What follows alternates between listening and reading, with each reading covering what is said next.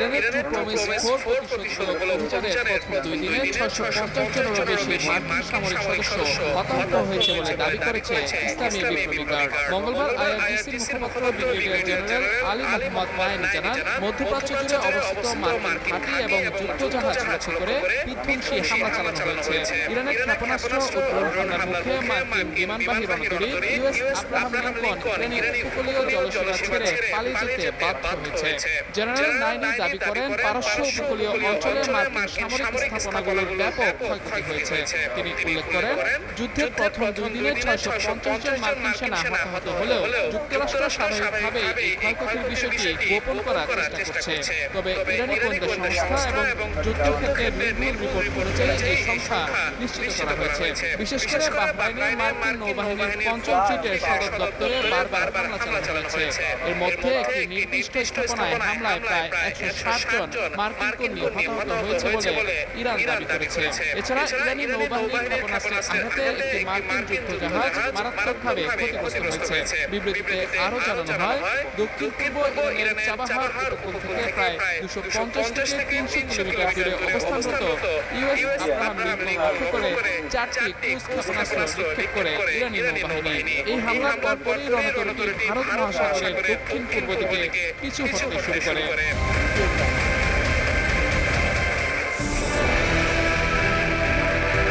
ইরানের ইসরায়েল যুক্তরাষ্ট্রের যৌথ হামলার 5ম দিনে নতুন মোড় নিয়েছে পরিস্থিতি। এই হামলা নিয়ে নিজেদের অবস্থান স্পষ্ট করছে একের পর এক। এরই অংশ হিসেবে ইসরায়েল ও যুক্তরাষ্ট্রের এই যৌথ হামলায় সমর্থনের কথা আগে জানিয়েছিলেন ফ্রান্সের প্রেসিডেন্ট ইমানুয়েল ম্যাক্রো। এবার বিমানবাহী রণতরী পাঠানোর ঘোষণা দিয়েছে দেশটি।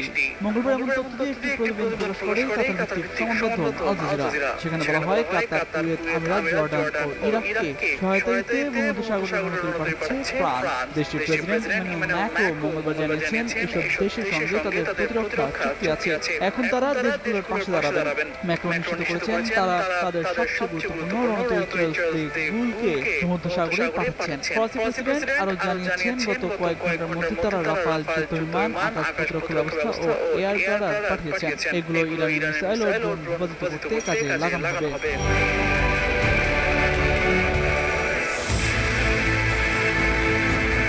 যুক্তরাষ্ট্র ও ইসরায়েলের যৌথ হামলায় ইরানের সর্বোচ্চ ধর্মীয় নেতা আয়াতুল্লাহ আলী খামেনি নিহত হয়েছে। এমন দাবির পর এবার জানা গেছে কোথায় তাকে দাফন করা হবে। ইরানের বিপ্লবী গার্ড বাহিনী আইআরজিসি ঘনিষ্ঠ সংবাদ মাধ্যম ফার্স নিউজ এজেন্সি জানিয়েছে, খামেনির মরদেহ উত্তর পূর্বাঞ্চলীয় শহর মাসমাদে দাফন করা হবে। মঙ্গলবার রাতে ফার্স নিউজের বরাতে ইরান ইন্টারন্যাশনালের এক প্রতিবেদনে বলা হয়, জানাজা শেষে তাকে তার নিজ শহর মাসমাদে সমাহিত করার পরিকল্পনা রয়েছে।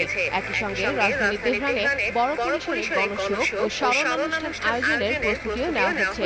তবে জানাজা ও শোকানুষ্ঠানের তারিখ এখনো চূড়ান্ত হয়নি। এর আগে দুটি মার্কিন সূত্র বিষয়টি সম্পর্কে অবগত। একটি সূত্রের বরাতে বার্তা সংস্থা রয়টার্সের প্রতিবেদনে বলা হয়, গেল 28 ফেব্রুয়ারি ভোরে ইরানে ইসরায়েল ও যুক্তরাষ্ট্রের যৌথ হামলা চলার সময় ইরানের সর্বোচ্চ নেতা শীর্ষ উপদেষ্টাদের সঙ্গে বৈঠক করছিলেন।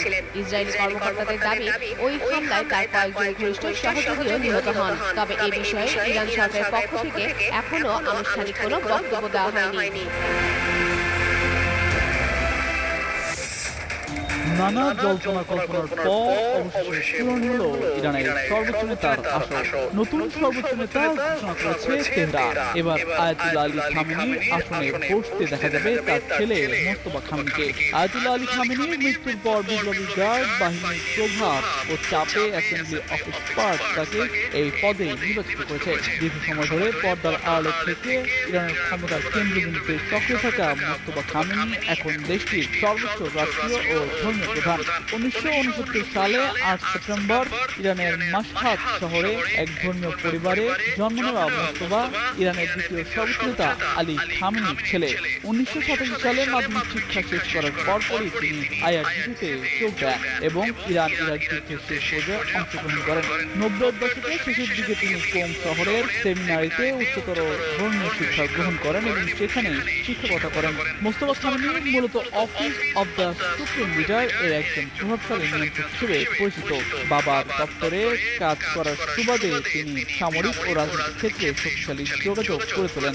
তাকে ইরানের ক্ষমতার অন্যতম কারিগর হিসেবে গণ্য করা হতো।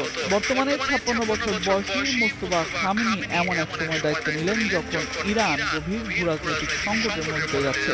দীর্ঘদিন বাবার ছায়া থেকে পর্দার আড়ালে কাজ করলেও এখন থেকে তাকে প্রকাশ্যে ইরানের রাষ্ট্র পরিচালনার দায়িত্ব পালন করতে হবে। তবে বর্তমান পরিস্থিতিতে অব্যাহতভাবে হামলা চালিয়ে বাবা আয়াতুল্লাহ আলী খামেনি হত্যার প্রতিশোধ তিনি নেবেন কিনা, এটাই এখন দেখার বিষয়।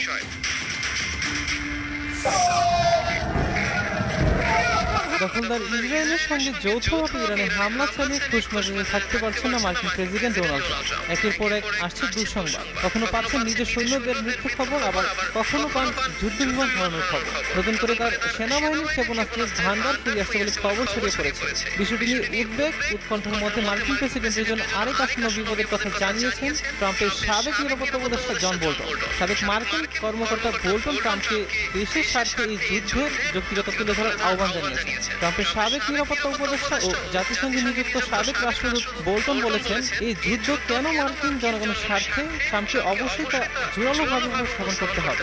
ইরানের উপর দখলদার ইসরায়েল ও যুক্তরাষ্ট্রের হামলার অন্যতম সমর্থক বোল্টন বলেন, আমি মনে করি বিষয়টি অত্যন্ত স্পষ্ট এবং এটি খুব কার্যকরভাবে উপস্থাপন করা সম্ভব, কিন্তু এখন পর্যন্ত তা করা হয়নি। যদি এই যোগাযোগের সমস্যাটি সংশোধন করা না হয় তবে ট্রাম্পকে গুরুতর রাজনৈতিক সমস্যার সম্মুখীন হতে হবে।